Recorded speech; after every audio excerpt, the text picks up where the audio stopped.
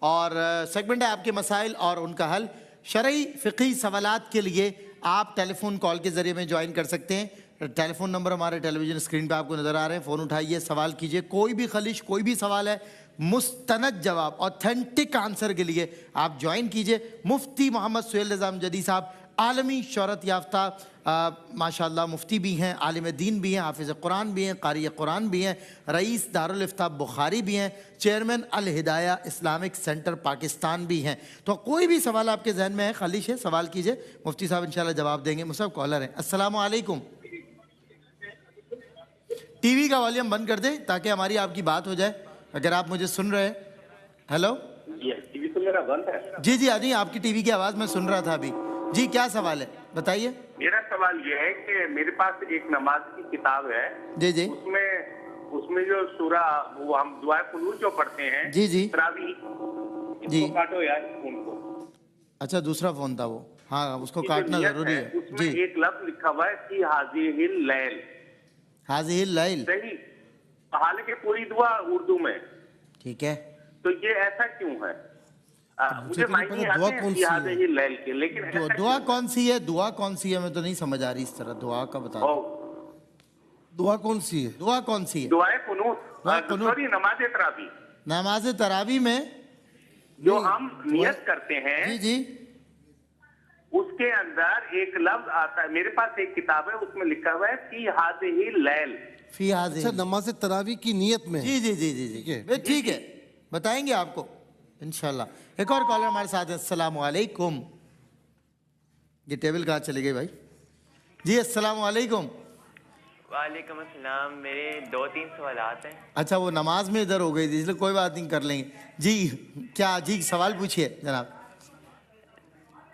آپ T V دیکھیں گے یا بات کریں گے, پہلے تو یہ طے کریں. جی میں پوچھ رہا ہوں. میں نے ایک سوال پوچھنا تھا کہ احرام کو, اگر احرام پاؤں میں آ رہا ہو تو کیا اس کو کاٹ سکتے ہیں یا نہیں کاٹ سکتے؟ احرام اگر پاؤں میں آئے ہو تو اسے کاٹ سکتے ہیں نہیں؟ کاٹنا, احرام کو کاٹنا. جی پاؤں میں آ رہا تھا,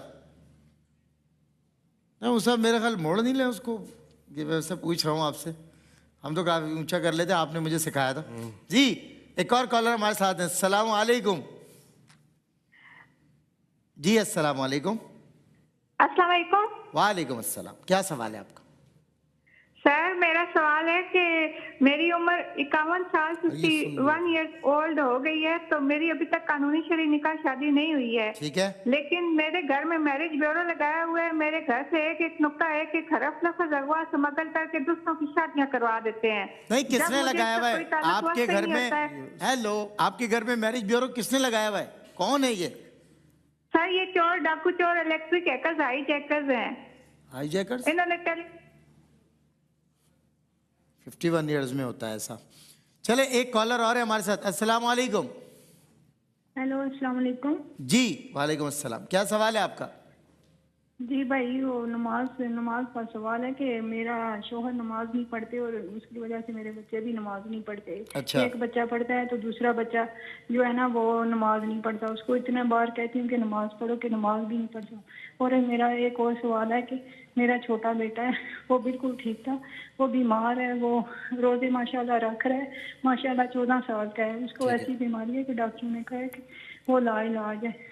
آپ پلیز رمضان کے حوالے سے مجھے اللہ تعالیٰ اس کو صحت عطا.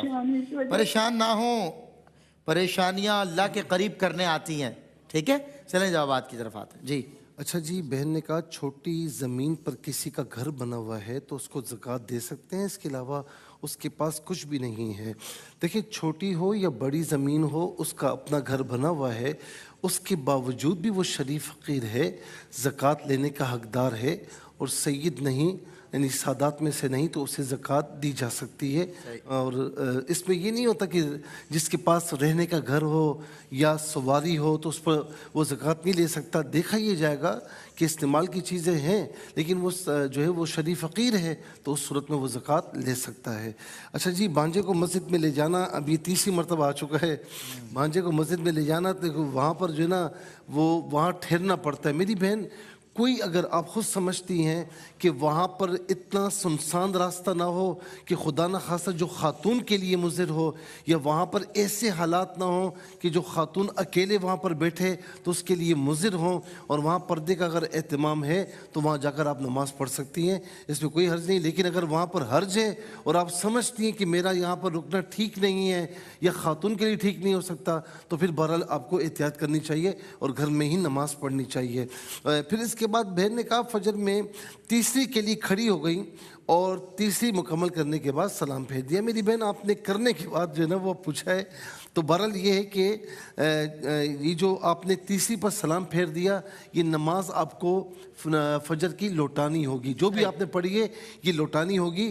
ہونا یہ چاہیے تھا کہ اگر آپ تیسری کے لیے کھڑی ہو گئیں اور اب آپ کو یاد آ گیا، کھڑے ہونے کے ساتھ یاد آ گیا یا آپ اس کے بعد یاد آیا، تو آپ کو بیٹھ جانا چاہیے اور آپ نے جو ہے وہ یوں سمجھ لیں کہ سجدہ سہو کرنے کے بعد سلام پھیر دینی، اتحیات پڑھی، اور اس کے بعد آپ نے ایک سلام پھیرا، 2 سجدے کیے، اس کے بعد پھر اتحیات، درود ابراہیمی اور دعا پڑھ کے سلام پھیر دیا، تو آپ کی نماز ہو جانی تھی۔ لیکن اس وقت جو آپ نے کیا ہے تو اس سے آپ کو نماز لوٹانی پڑے گی۔ اچھا جی، بہن نے کہا کہ باہر پڑھنے کے لیے جانے کے لیے استخارہ کیا، تو استخارہ صحیح آیا ہے، اس وقت طبیعت کم خراب تھی، اب زیادہ خراب ہے، تو اب استخارے کے الٹ میں عمل کروں اور نہ جاؤں تو کوئی مسئلہ تو نہیں ہے۔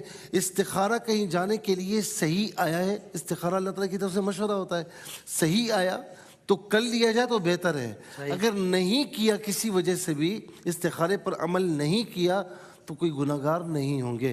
اگر استخارہ کسی کام میں منع آتا ہے تو پھر بہتر یہ کہ وہ کام نہ کیا جائے۔ صحیح آتا ہے تو آپشن آپ کے پاس ہوتا ہے، نہیں کیا تو کوئی آپ گناہگار نہیں ہوں گے یا کوئی مصیبت آپ پر نہیں آئے گی اس طرح۔ پھر اس کے بعد قضا نمازیں بہن نے کہا یاد نہیں ہے تو کیسے قضا کریں؟ دیکھیں، یاد کریں، اور ابھی بتا رہے ہیں کہ 51 سال یا 50 سال عمر ہے، یاد کریں۔ مثال کے طور پر آپ کے ذہن میں یہ آ رہا ہے کہ بالغ ہونے کے بعد یا بالغ ہونے کے بعد 10 سال میں نے نماز نہیں پڑھی یا قضا کی ہیں، تو تھوڑا سا مدت بڑھا لیں، ٹھیک ہے نا، تاکہ آگے پیچھے 11-12 اگر کمی بیشی ہے تو وہ پوری ہو جائے۔ اور اس میں پھر سب سے پہلے آپ مثال کے طور پر فجر کی نماز کی نیت کر رہی ہیں تو یہ نیت کر رہی ہیں کہ میں نے سب سے پہلے جو فجر کی نماز قضا کی، پھر اس کے بعد اسی طرح ظہر میں، عصر میں، مغرب میں، عشاء میں۔ اور دوسرا یہ کہ اس میں فرائض پڑھنے ہوتے ہیں، واجبات یعنی وتر پڑھنے ہوتے ہیں، قضا میں سنتیں نہیں ہوتی۔ نمبر 2 یہ ہے کہ اس میں یہ بھی ہے کہ جو تکبیرات انتقالات ہیں، جیسے رکوع کی تسبیح ہے، بلکہ تسبیحات جو ہیں، سبحان ربی العظیم یہ 1 مرتبہ پڑھ لیں، سبحان ربی الاعلیٰ سجدے میں 1 مرتبہ پڑھ لیں۔ اسی طریقے سے قاعدہ اخیرہ میں التحیات کے بعد اللہم صلی علی محمد وعلی آل محمد پڑھ کے سلام پھیر دیں، تو یہ اس میں تخفیف کی اجازت ہے، اس طریقے سے پڑھ لیں گی تو انشاءاللہ اچھا مفتی صاحب، آپ نے اس سے ذوق بھی بڑھے گا انسان کا اور وہ پڑھے گا، آسانی ہو جائے گی۔ ٹھیک ہے۔ اچھا جی، پھر اس کے بعد کہا کہ اچھا کوئی بھی نماز فجر کے یعنی طلوع آفتاب، غروب آفتاب، زوال آفتاب، اس کے علاوہ کسی وقت بھی کوئی نماز بھی قضا پڑھ سکتے ہیں۔ پھر اس کے بعد کہا کہ میٹرس پر یورین آ گیا اور اب جو ہے نا وہ اس پر بیٹھ کر قرآن شریف پڑھنا کیسا ہے؟